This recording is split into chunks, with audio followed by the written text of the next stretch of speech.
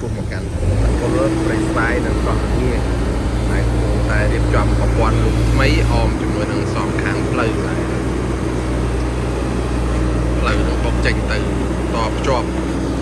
ហើយបឹងលមោកទីពេទ្យតែទៅចូលសន្តិភាព